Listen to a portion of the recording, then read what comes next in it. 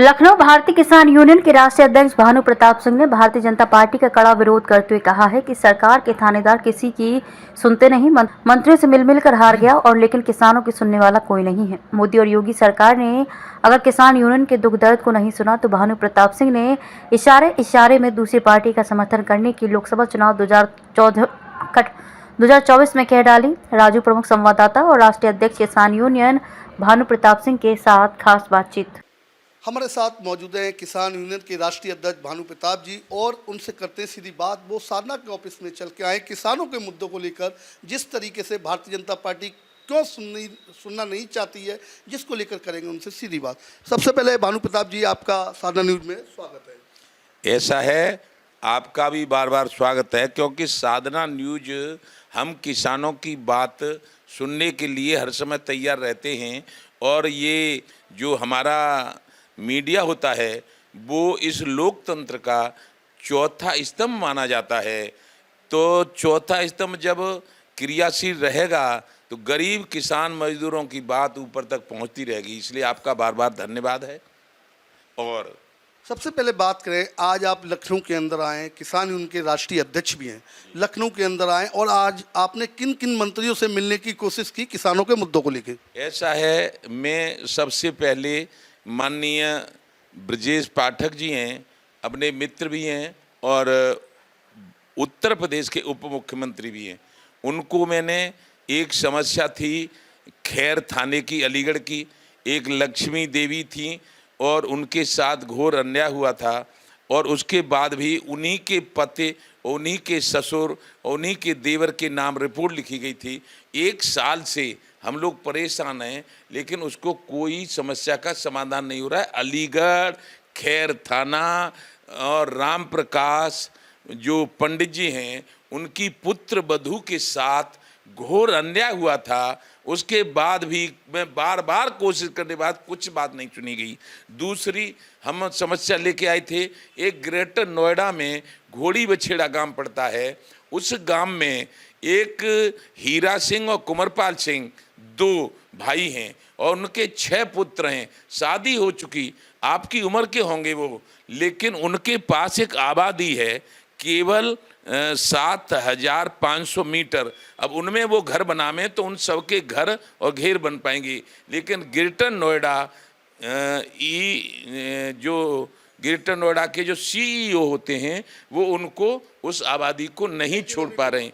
हाँ, रवि कुमार जी उसको नहीं छोड़ पा रहे हैं। तो रवि कुमार जी से माननीय जयवीर सिंह जो मंत्री हैं उनसे भी फ़ोन करवाया है।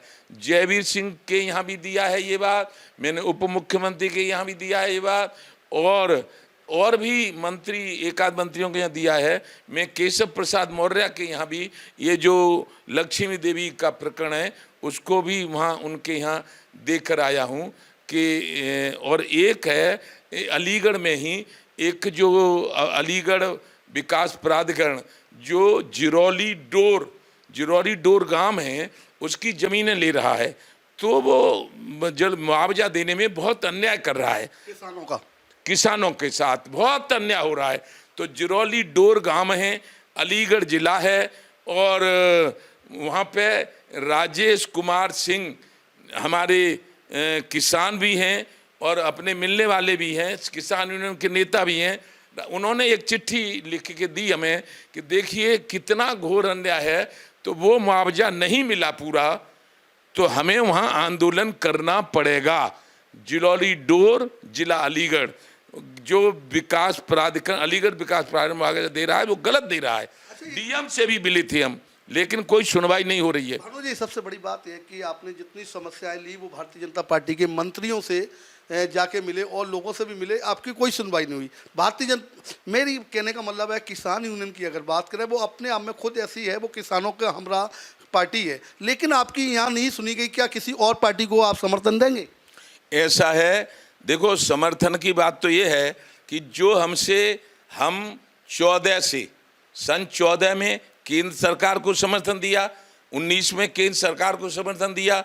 पूजनीय रमेश बाबा ब्रज के विरक्त संत थे, उनके कहने से वो हमारे संरक्षक हैं। 17 में भी समर्थन दिया, 22 में भी दिया और जो निकाय चुनाव में 23 में भी दिया, लेकिन आज तक भारत के प्रधानमंत्री ने जो 14 में वायदा किया था, मैं किसान आयोग का गठन कर दूंगा, कांग्रेस की गलत नीतियों के कारण जो किसान कर्ज रहा है देश का उसको माफ कर दूंगा, लेकिन न तो कर्ज माफ हुआ, न किसान आयोग का गठन हुआ, न आमदनी दोगुनी हुई, न विदेशों से काला धन आया। लेकिन नोटबंदी आई थी, नोटबंदी में 1000 का नोट बंद, 2000 का चालू। इसमें आलू किसान मरा, मेरा खुद का पुत्र ने 24 जनवरी सन 18 को आत्महत्या की थी। लेकिन मैं बहुत परेशानी में ये बात कहना चाहता हूँ कि यदि प्रधानमंत्री कर्जे माफ़ कर देते और किसान आयोग का गठन कर देते तो हम भी सब लोग पहले की भांति भाजपा को ही समर्थन देते रहते। लेकिन अब अति सर्वत्र बजते हमने जो हमारी पार्टी 1997 में बनाया था किसान क्रांति दल, वो हमने चालू करने का निर्णय लिया है। और किसान क्रांति दल हिंदू, मुस्लिम, सिख, ईसाई, जैन, बौद्ध सभी किसानों, मजदूरों, छात्रों, नौजवानों, महिलाओं, व्यापारियों सबका कल्याण करने के लिए यदि सब लोग भारतीय जनता पार्टी से जो त्रस्त हैं, वो किसान भी हैं, वो मजदूर भी हैं, वो व्यापारी भी हैं, वो नौजवान भी हैं, सब त्रस्त हैं इनसे, और जो सब वोट देने लगे तो ये हार जाएंगे और इनको सत्ता से बेदखल होना पड़ेगा। भानु जी, देखा जाए अभी पीडीए का जो गठन हुआ है, सभी पार्टियों ने मिलकर किया है। पीडीए का जिस तरीके से गठन हुआ है, पिछड़ा दलित अल्पसंख्यक, क्या उनका सहयोग कर सकते हैं आप? ऐसा है, देखो हमारे लिए तो हिंदू, मुस्लिम, सिख, ईसाई, जैन, बौद्ध हम ठाकुर जरूर हैं, लेकिन यदि वाल्मीकि कोई सही काम करता है तो हम उसका भी सम्मान करते हैं। यदि ये सही काम करेंगे और हमसे बात करेंगे, हमसे सही काम करने का वायदा करेंगे तो उनका भी समर्थन करने में हमें कोई भी ऐतराज नहीं होगा। देखिए, ये थे हमारे साथ में भानु प्रताप सिंह, जिस तरीके से देखा जाए किसान यूनियन के राष्ट्रीय अध्यक्ष हैं। इनका बातों में साफ साफ कहना था कि अगर भारतीय जनता पार्टी अगर हमारे किसानों का सपोर्ट करती है तो हम उनके साथ हैं, नहीं तो आगे 2024 के चुनाव में किसान यूनियन किसी और का भी साथ देने को लिए तैयार है। कैमरा पर्सन संदीप के साथ राजू, सारना न्यूज, लखनऊ।